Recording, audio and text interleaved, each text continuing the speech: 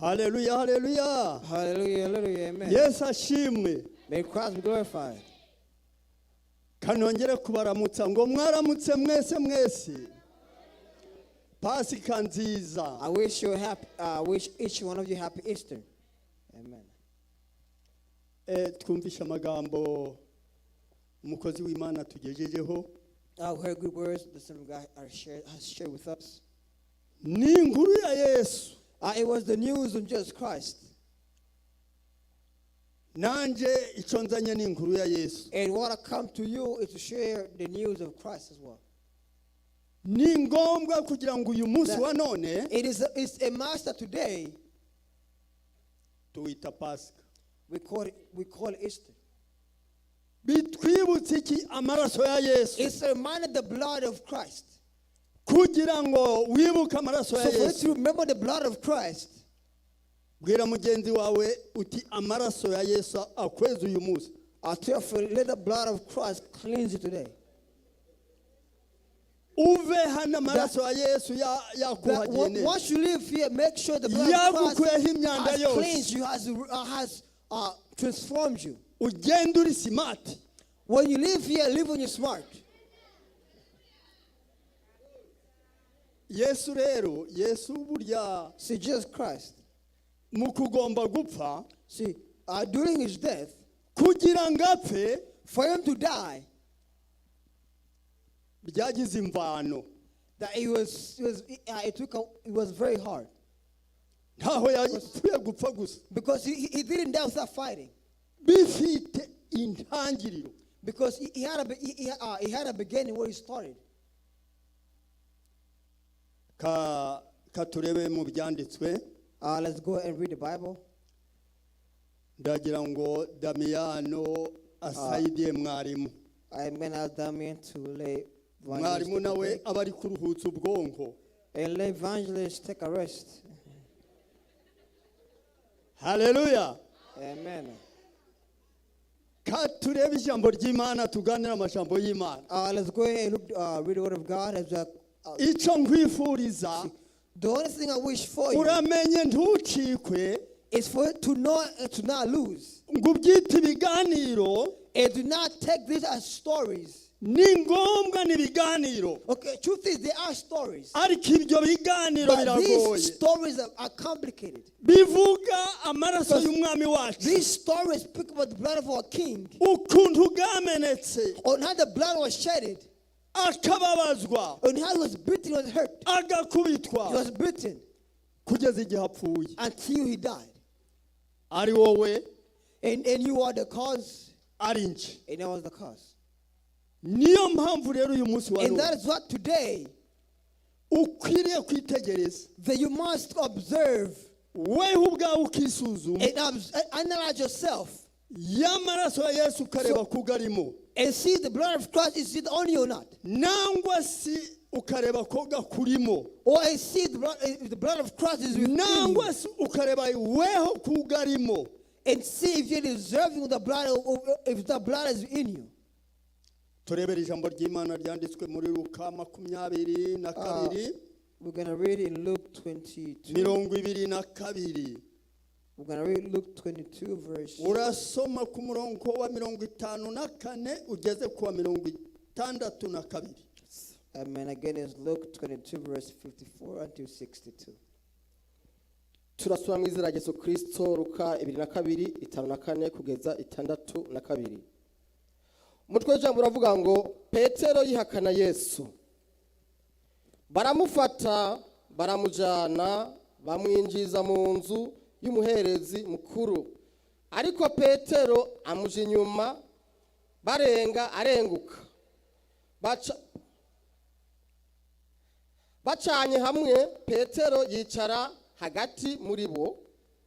Inshoreke imubona yicaye ahabona.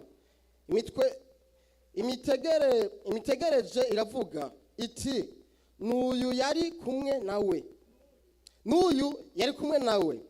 5:7 nawe arabihakana ateka nyina wanje si ndaramuzi. 5:8 hashize akanya gato uwundi aramubona aramubwira ati nawe nyene uri uwo muri bo. Nawe nyene uri uwo muri bo. Petero aramwishyura ati, eka wa muntu si jewe. 5:9. Hashize umwanya nk'isaha imwe, uwundi abivuga yigumiye ati, ni iby'ukuri uyu yari kumwe nawe, bitaye ko n'umunyagalilaya. 60.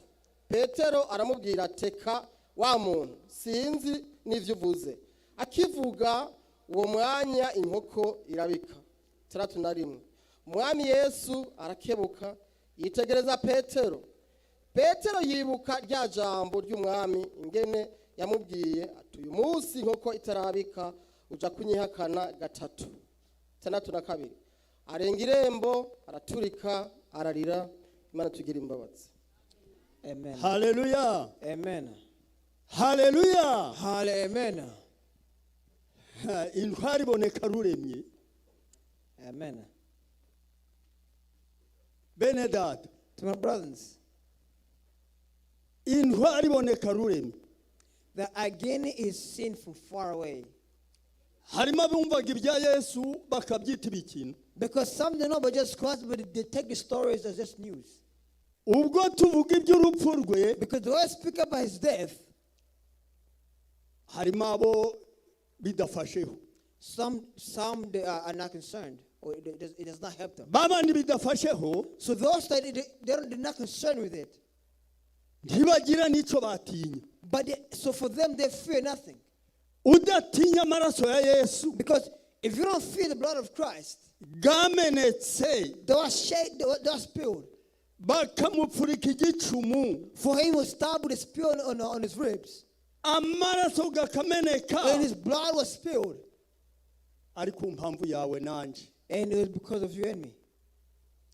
Ariko harimo abavuga batereka da. But some say, never mind. Barimo. Some say, never mind. Niyo mpamvu And that is why twavuze ngo buri wese yirebeka ari mu maraso ya we Yesu. say that make sure that you are in blood of Christ. Either you are or the blood of Christ is in you. Aya magambo ataza kukubera imfabusa. So this word has not come to you with nothing. Ukavuga uti nejo bundi bari banari kubigamba. And the next time you say it, they will speak about this again. Uti nabukeye nani ko bana bivuze. And you will say that, you know what, every time they speak on the same topic, same messages. Ariko turiho none, But rather we are here. yende ejo ntaho turiho. We are here as though we're not here. Ndagira ngo icyitegererezo. So I wanted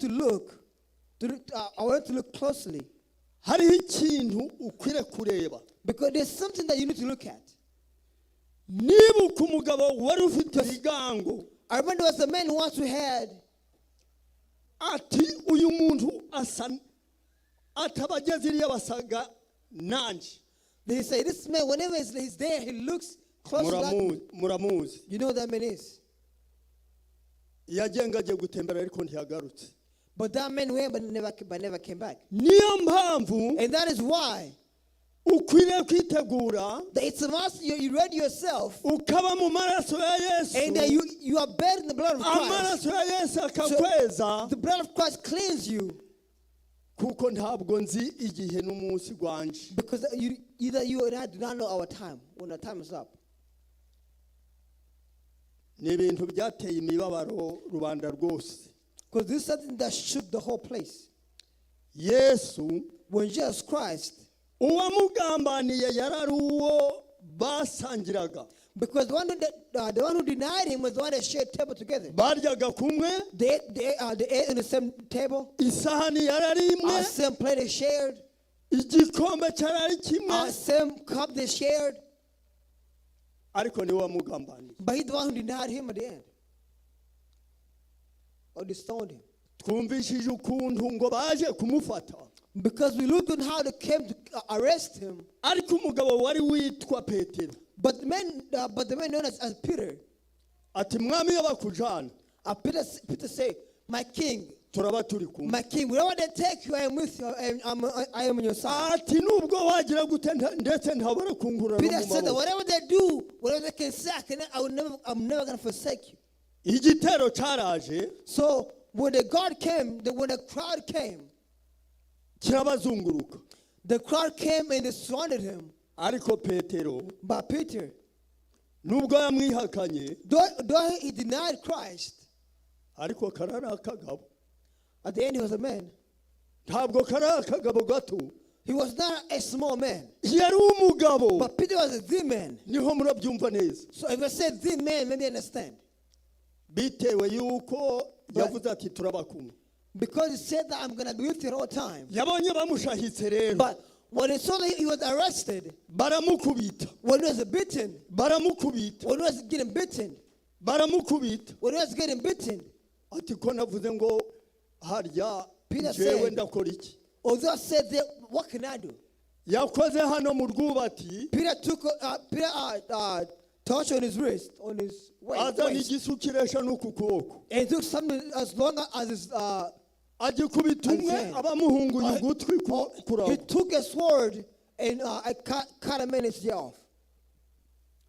Yesu arayitegereza arareba So ati, just cause look closely. Petero we ntabwo ari ibyo. And he said, Peter, when I say fight, it's not this way. Intambara zanje ntabwo ari izo ngizo. That my words are not physical words. Yaragiye atoragura kwa So gutwi. Christ took the ear that fell down Arongera gusubiza hahandi. and he put it back on the head of the man. Wa wundi yagiye gukora asanga ugutwi So the man who not here took it, touched his ear, and he noticed his ear ariko has agiye kureba asanga amaraso mu regenerated. ntoki. But he saw the blood on his hand. Abandi baregera barakurura. The other came to see, but his ear has regenerated. Basanga ugutwi kwafashe. And so his ear has regenerated back. Ntaho bemeye ibyo bitangaza by'Imana. But even though he did that, does not believe or accept the miracle he had done. Ntaho bemeye icyo gitangaza Yesu Does akora. not accept the miracle Christ has done. Natwe nubwo tubwirwa amagambo menshi. First, even though we're being told so many times, so many words, Turagamba ariko benshi ntibemera. we are preached to, but many of us do not accept, do not believe. Harimo abari kuvuga bati dutinze kuvamo. Some say that you're taking too long. Ngo tugiye gushaka agacupa. They want to go and take Karadukarabura. some say need a bottle. N'ibindi. Some say need a bottle and many other things. Ariko bamaze kumuboha bamujanye. Once he was arrested, Yesu aramubwira ati Petero, Christ told Peter urugamba turimo that the war we are fighting n'urw'umwuka ntabwo ari is a urw'umubiri. spiritual war, not a physical war. Ati ntabwo dukwiriye gukoresha So- umubiri wacu. It is not a massive we use a body to fight. Urugamba turimo But the war we are fighting n'urw'umwuka is a battle that we ari are, we mpemuye. is one we fight spiritually with the Holy Spirit. Ni ijambo ritwereka yuko So this shows nta imbaraga z'umuntu zishobora gukora. that the strength of a human being cannot be Nkaba used. abandi bazi gukubitana amakofi, But when others knows how to stop each others, ibyo ngibyo nta kamaro. that has no meaning. Nkaba abandi bashoboye gukubitana inci, The one who knows how to kick, ngibyo ngibyo nta kamaro. that has no meaning. Ahubwo mwuka wera ni But uza rather, kurwanirira. the Holy Spirit will fight for us. Wizera Imana yawe. Believe in God and believe in our God. Bamugejejeyo abonye baramukubise baramucacanyije. When Peter saw that Jesus Christ was getting beaten, Umugore umwe ava hariya aho yari ari kotera kuko yari ari kumurya runono. Peter left and went where had a fire. Aragenda yagiye kugera And he got there where ku rembo arota. he got on the gate where other one gathered by Ubwoba the fire. buramutera. And Peter was afraid, was trembling. Ati hariya nimba hinguka nje sindakira. He said, you know what, I let him get killed, but I want to survive. Maze hariya hatungukaho umubyeyi umwe. So a woman came. Ati uyu mugabo asa na Yesu. She said, this man looked like Christ. Ati kandi uyu mugabo She said, this barabana. man looks like Jesus Christ, and they know each other. Areba inkoni zo bari kumukubita. But Peter looked to how Christ was getting beaten. Ati biriya bintu biragoye. He said, that's very hard. Ati reka da. He said, no, you know what? Wa mubyeyi we wambonye. He said, woman, where did you see me? Wambonye henje na Where did you Yesu. see me? Where did you see me and Christ together? Hamaze ugundi mwanya. And a few moments later, ubwo aricaraho So he sat down at the men of God, beside arota the kuri wa fire. muriro. He was by the fire. Undi mubyeyi araza aramwitegereza. Another person came. ati uyu muntu kureba And he adasa said, na Yesu. this person looks to Jesus Christ. atunda muzi I barabana. know this person, they live together. ati reka reka He reka said, reka. no, no, uwo no, no. nigeze guhurira he nawe. He said, where have you seen me together with that man? biracitse rero. So, ubwa gatatu rero and then on the third time, habe haje undi another came. atari babandi But it was not them, but another. nawe araza aramuhamiriza. And the other came to him atunguye abanaga na and Yesu. said, this person knows Christ. He said, wa mugore wambonye. and said, hey, where did you see me? wambonye hehe. Where did you see me? ako kanya In that moment, ng'inkoko ibirabitse. the rooster shouted. Yesu ubwo bari bamaze kumunaga ku giti. When Jesus Christ was already on the cross, maze ngarahinduka amureba gake he bugufi. turned back to look at Peter. amurebye agakebo. When he saw Peter, petero aba yibutse isezerano. Peter realized, remember the promise he made. aragenda ariruka ava So Peter hahandi ran outside. aja kuririra mu mugina. He went and cried outside the castle gate. ati mwami wanje, And he said, my king, mana yanje, my God, nakwihakanye I have forsaken you. kandi ntabyo bigukwiriye byari bikwiriye kugira ngo That I should not nkwihakane. have done so, but have did so. ariko mbabarira But forgive me. mbabarira mwami wanje, My king, forgive me. nubwo nakwihakanye. Though I have denied you, uko wabivuze niko I byabaye. have said is what happened. maze kukwihakana The gatatu, one I denied you 3 times, nyabuna mwami wanje mbabarira. then my king, forgive me. haleluya. Amen. asaba imbabazi. So he sought forgiveness from God. ndenda kubabaza akabazo. So I want to ask you a question. yuda The Judah, niwe wamugambaniye. Judah is the one who fought against him. And he sold him, thank you. ariko yuda mu kumugambanira But for Judah to sell Christ, yabigize nk'ibiki. he did it as a play. He did it as a play. yarazi ko Yesu afite imbaraga nyinshi. Because he thought he did it as a prank. yarazi yuko He ntawamushobora. thought Christ was strong. Nobody could arrest yarazi him. kuko He ntacamushobora. knew that nothing could go against him. maze atireka nirega amafaranga. So he said, let me go and take the money. indonke. But look, muzi indonke do you know a donkey? ni ukugira ngo ubone byinshi bikurenze Or extra. kandi Imana itabikugeneye. That to take so much, that's way more, that is above your capacity. Even though it's not what God had promised to give you. none uwo yuda And so that Judas na petero and Peter, nababwiye ngo turenda kuganira ibya Yesu. I told you earlier that we were talking about Jesus Christ. urasubiza nsubize vuba. yaba umusore, So I'm going to ask you, yaba umwigeme, whether you are a young man, young yaba lady, umubyeyi. or a woman or a man. abo ntabajije ni bariya. But the only thing I'm not going to ask, muri abo wari ukoze icyaha gikomeye n'indi. among these two, who Abo committed bagabo the ko ari greatest babiri. sin? These two men, among Judah and Peter, who committed the greatest sin? The one who denied him. And Hallelujah. Amen. dusubize. So and then answer. hagira unsubiza. Among those who denied him, abo and sold bagabo him, ko ari babiri, these two men, ari yuda, or either Judas ari petero, or Peter, wari ukoze icyaha who gikomeye n'indi. committed the greatest sin? wakoze mukobwa Thank wanjye, you. She said, wakoze Peter. Imana iguhereza umugisha. God bless her. n'abandi harimo abandi nabo numvisha babihamya ngo Even ni some Petero. say that ni ukuri koko. is the truth. ubu uri kuvuga ngo ni yuda ari kumbesha. If you say Judah, you are kind of lying. petero niwe wari ukoze icyaha gikomeye, Because Peter committed the greatest sin.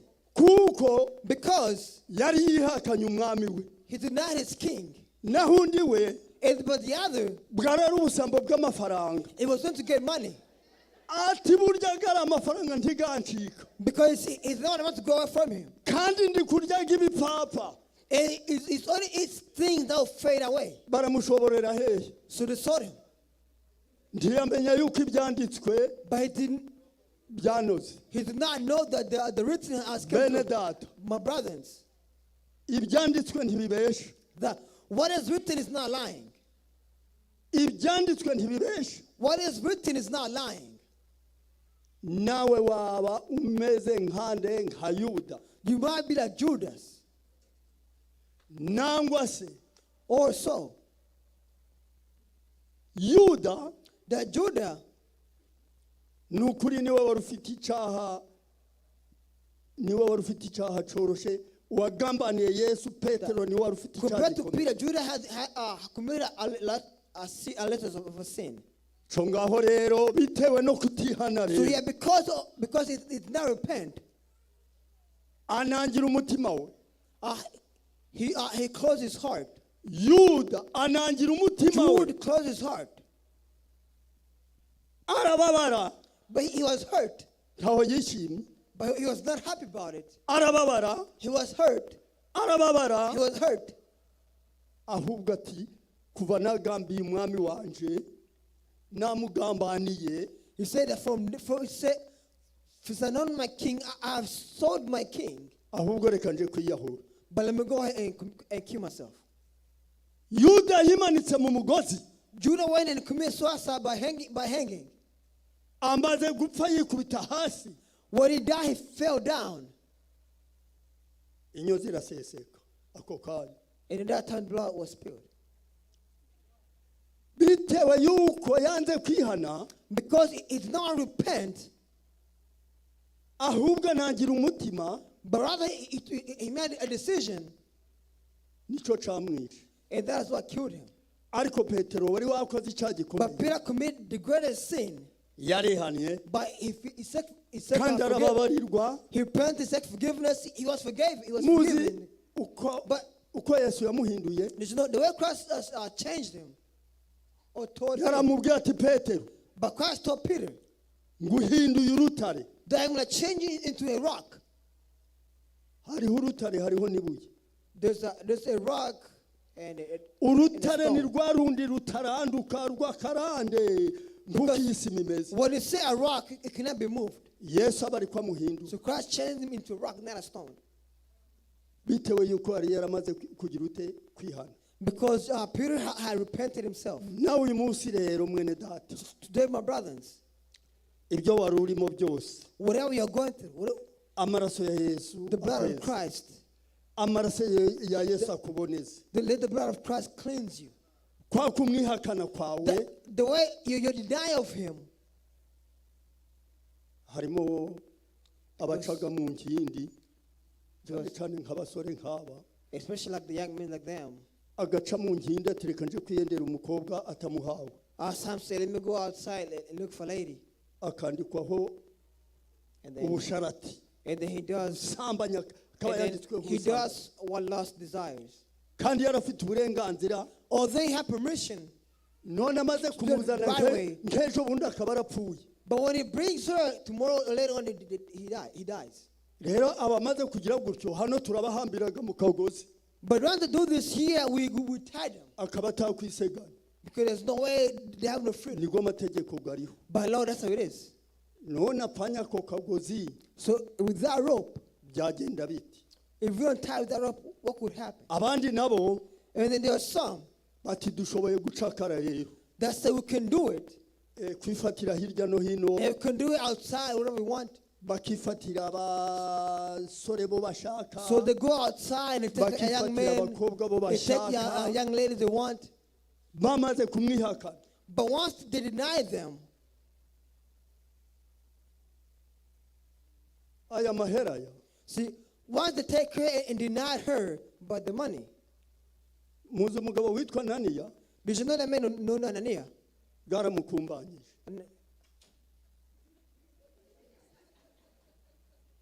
Naniya So Nania, bwaramukumbanyije amahera that the money took him. Or they took all the neza money. neza n'umugore waraza nawe garamukubita neza neza. So they took all the money along with his wife. Babashiriye abandi bajaga. Because of, so they died. They died because of money. Ntamwe mwabyumvishe neza mwagize ngo bagiye kubarama.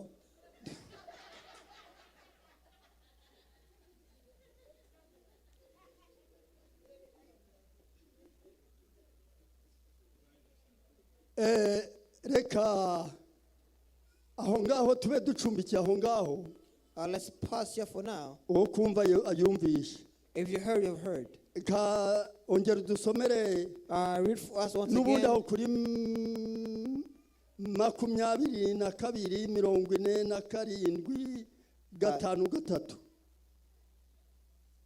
Mu izina rya Yesu Kristo 47 haravuga ngo akivuga haza igitero kizanwe n'uwitwa Yuda umwe muri bamwe 12 abagiye imbere yegera Yesu ngo amusome 4:8 Yesu aramubaza ati Yuda mbega utangisha umwana w'umuntu kumusoma 4:9 abari kumwe nawe babonye ibigira bibeho baramubaza bati mugenzi tubakubite inkota 50 umwe muri bo ayikubita umusavyi w'umuherezi mukuru amuca ugutwi kw'iburyo 5:1 Yesu arababarira ati gezaho akora ku gutwi kwiwe aramukiza 5:2 Yesu abaza abaherezi bakuru n'abakuru babashibamyi mu rusengero n'abashingantahe bamuziye ati mbega munziye nk'umwambuzi muzanye inkota n'amahiri 5:3 iminsi yose namana namwe mu rusengero ko mutaramvuye amaboko ngo mumfate ariko iki n'igihe cyanyu n'icububasha bw'umwiza amen. murakoze twabinyuranyuzemo aho turaganiraho n'ubwo murongo wa I nyuma spoke about it earlier, but we're going to touch on the n'uwo murongo wa last verse. nyuma niwe turaganiraho ibindi byose twabiganira. On last 52 is where we are going to converse on. Ati mbese harya ntitwabanaga iteka n'iteka He said, was I not with you every day? ariko ko mwe mwarananiwe kumfata. But how come you didn't capture me then? yaberekaga yuko ari igihe cye You cyageze were showing me the time was now. yuko ibyanditswe That ari what byo was written was bisobanura. coming to be. Ati batibwire ngo ni ku bwacu butware. That you are telling that it's not because they wanted to do it, but because the time was right. Katugende dusome kuri 24. And let's go and read verse 24, same Luke. Umurongo wa mbere kugeza kuri 12. Again, let's read Luke 24, verse 1 to 12.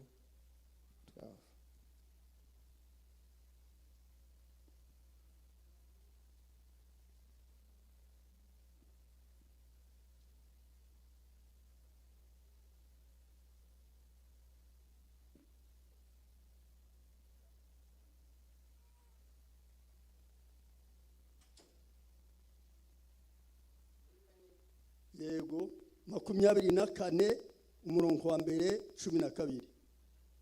Reka dusome izina rya Yesu Kristo haravuga ngo kuwa mbere w'iminsi ndwi kare mu mutwenzi baja kuri yamva bajanye bya bimota neza bateguye basanga ikibuye gitembagajwe kivuye kumva 3 binjirayo ntibasanga ikiziga cy'umwami Yesu ibyo bikibazazaniye abagabo babiri bahagarara iruhande yabo bambaye impuzu zikayangana 5 bagitinye bunamitse amaso hasi barababaza bati ni iki gitumye muronderera uriho ahantu habapfuye 6 ntari hano ariko yazutse mwibuka uko yababwiye akiri Galilaya 7 ati umwana w'umuntu akwiye gushirwa mu maboko y'abanyabyaha no kubambwa no kuzuka ku munsi ugira 3 8 bibuka ya majambo yiwe bava mu mva basubira inyuma ivyo byose babibarira bamwe 11 n'abandi bose 10 abo bagore ni Maria Magdalena na Yohana na Maria nyina wa Yakobo kandi n'abandi bagore bari kumwe nabo babarira ababera nk'umuyaga 11 ayo majambo ababera nk'umuyaga ntibabemera 12 ariko Petero ava hasi yirukira kumva arunama arungurukamwo abona impuzu zera ziri zonyene asubira iwe atangajwe nibibaye. Amen. Amen. Hallelujah. Amen. Ni intsinzi kwa Yesu. There is victory to Christ. Nawe ni intsinzi yawe. Then is victory to you as well. Kuko Yesu yaragutsindiye. Because just Christ has won for us. We huraha Yesu yaragutsindiye. If you are here, Christ has won for you. Yarakuburanye aragutsindira. Because he fought for you and he won for you. Uri mu maboko ya Yesu. You are in the hand of Jesus Christ. Nanje ndi mu maboko ya And I Yesu. myself, I am in the hand of Jesus Christ. Ngo kuwa mbere w'imisi 7. On the first day of the week, Abagore. that some women. Hallelujah. Amen. N'umukenyezi yabivuze ngo baturashoboye. The women say that we can, or they can. Baturashoboye The murashoboye women byose. they can, surely they can. Dore no kwa Yesu abaje kumusura mbere On n'abagore. the first day to see Christ was the women. Maria Was Mary Magdalene na Maria wundi n'abandi bagore and mu was Mary Joan and Mary of John's mother. baragenda ngo bari bayijanye ibihumura neza. So they went to the tomb taking good thing that smells good. Bajya gusiga umurambo ngo Because gutanuka. we are going to once again cleanse the tomb. Ariko ngo bagiye kugerayo But once they arrived there, barungurutse mumva when they look inside the tomb, basanga ikiwe kirabirinduwe they seen the stone was moved away basanga nta muntu urimo. and nobody was inside the tomb. Bagiye kureba iruhande And when they were looking beside it, ngo babona abagabo babiri they saw two men bambaye imyenda irabagirana who was dressed in white clothing, white robes, maze ngo barumirwa. and they were stunned. Naho Yesu yavuye mu kera. So Jesus Christ has already left the tomb and was no longer there. Babandi bamukubise igicumu bajajahera. And the one who spewed with the spear, they were shocked. Babandi bamumanitse bazajahera. The ones who crucified him, where are they going to go now? Ariko ndaho harimo abandi bakimumanika. But some are still, as of now, are crucifying him. Ntabwo barimo bakimubamba. Some, even until now, they put him on the cross. Ntabarimo kweri ntabarimo. Even some now still exist. Abatumviye amategeko. Because if you don't obey his words and his commands, ntibakora ibyo Uwiteka ashaka. and if you do not do what God is pleased with, Bamwe bakaba basambo. and some are the commit adulteries, Aribo ba Yuda. or some are thieves. Mbe uri kujya ngo mu nzu y'Imana ho ntabasambo barimo. See, to become thief like Judah, I think it's easy. None si yuko ndi imbere yanyu. Noneho ntinyega ago maso yanyu. Is it because I'm in front of you in your eyes? Ariko abasambo bo mu nzu y'Imana ho bari. Where thieves are in God's house, Cyane cyane bari ku cacu. usually they steal in the tithes. Abasambo bo mu nzu y'Imana Because thieves in God's house, bari ku cacu mwe mwabasore. they're stealing among the tithes. Mwabagabo mwe bari inyuma. To the men in the back, Abasambo bo mu nzu y'Imana. they're thieves in God's house. Nabo ku cacu ntara bo kuja They are gukura ihene thieves z'abandi. stealing in the tithes and offerings. Ariko noneho uyu munsi bamaze kubyumva. But I think today they have heard who they are. Nta n'umwe uzabyongera. Nobody's going to believe. Maze uwo Satani azamwara. But Satan is going to take it Tuzareba from them. icyazireguza. That Satan will take it from them, and we will see what exactly they're going to give us as an excuse. Yeah. Muri kugira ngo nibyo gusa. It's not just that. Harimo bavuga ati nje ntangaga icacumi dana. Some say I don't steal the tithes. Ati mpagaze boom. And some say I'm standing and I'm Hari strong. byinshi bikugenga. Because there's some. Yenda uri umutonganyi uratongana. But you might not be a thief, but you might be cussing. Yenda uri umubeshyi. Or maybe you're a liar. N'ibindi n'ibindi. And there's so many things we're not going to list out. si twabirondora tuka It's not just that, it's a big list. nawe urabizi But you know what it is. weho si ibyo ukora urabiyobewe You know more than I do. nangwa nje nayoberwa ibyo nkoraga Because I know what I do. ariko Yesu But Jesus Christ yarabambwe was crucified, turabamburwa and we were uncrucified. kubahiriza amaraso ya Yesu And because we obeyed the blood of Christ, yadukuyeho urubanza which took out the judgment from us, ubu ngubu because today or now, ayo maraso y'uyu munsi wa none nitugivuvaguzamo if you bathe yourself in the blood of Christ, nta kindi kiradukurikira nothing is going to follow us. bene data My brothers, reka twe kuvuga menshi let's not talk a lot or speak more. kera iwacu babibaga amasaka Back home, they used to have nanga ibigori this corn or wheat. ariko barabyumva neza n'aba babyeyi Mostly if you farm, ariko niyo umenya if you farm back home, you know what it looks like. bakabiba ibigori bari kugira Because whenever they're planting corn or wheat, nangwa they will amasaka take seeds and they'll just throw it out on the farm. ariko umubibyi aravuga ati But a farmer will say ninshaka mbibe make that I rather farm less, or I rather plant less. rwose ntariko gazera rwose ntariko gazera Because not all are going to grow. ninshaka mbibe make Even if I could plant less, uko nyabibye yose however I plant as it is, ntariko gazaba neza now, because I don't know if are going to grow to become good corn or not. na Yesu nawe Because even Jesus Christ, yahaye abantu ubuzima because bwiza he gave people a good life, ariko satani nawe aza gutera muri za mbuto ze urukungu but Satan is planting seeds among those people that have life. ariko But batura urukungu tugiye kururandaguzamo neza turushikaguzemo turumare say that the seed that Satan planted in us, we're going to destroy it and pluck it out. Yesu ati reka da Because Christ said no. mureke urukungu rukurane n'amasaka That you could urukungu rukurane let the wheat grow. Let the wheat and the weave grow. Let the wheat and the weave grow together. nushaka kurekere naho muri intwari